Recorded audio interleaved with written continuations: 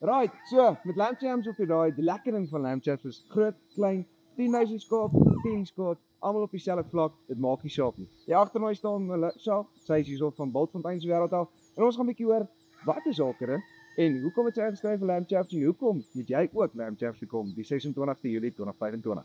Ons gaan luister in. Hoi. Hallo Melissa, hoe gaan het met jou? Baie goed, dankie. Met jou? Nee, koud. Die vlakte is koud vir my. Jy het ons op die koue deel kom besoek. Ek sê ek sê amper spyt ek het die koue gebring, jammer.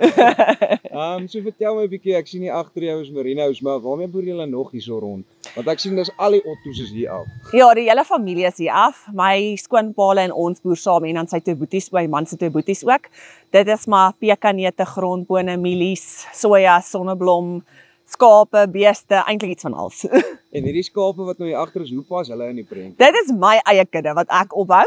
Ek het besluit ek wil my eie ietsie doen om myself besig te hou en maar 'n inkomste te bring vir die boerdery, want hoewel ons almal saam boer, het elkeen maar 'n eie boerdery ook. So hierdie is nou my boerdery wat ek begin het. Ja, hulle sê familie bly saam, hulle maak nie lekker besluite saam nie.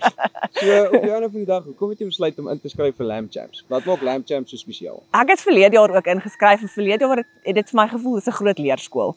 So ek wil graag weer inskryf en mense ontmoet, mense van ander plekke. Ons het verlede jaar ons vir Stefan Kreer hulle van ontmoet daar van Britstown af. En ons het eintlik lekker vriende geword. So ons wil mekaar weer graag daar wil raakloop hierdie jaar en nog mense wil ontmoet. So wat ek van jou hoor is lamb jams is meer as net 'n kompetisie. Ja, dis nie net 'n kompetisie nie. Ja, dis 'n kompetisie ook, maar jy leer baie daar.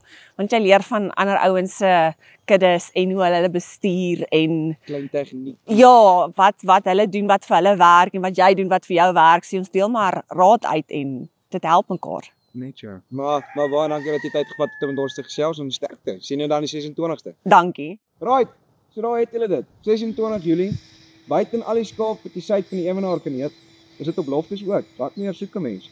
Maak seker jy koop jou kaartjies vir die 26 Julie. Kom sien ons, kom sien vir Melissa en kom maak seker dat jy van hierdie meer as net 'n kompetisie wat ons doen vir lamb jams.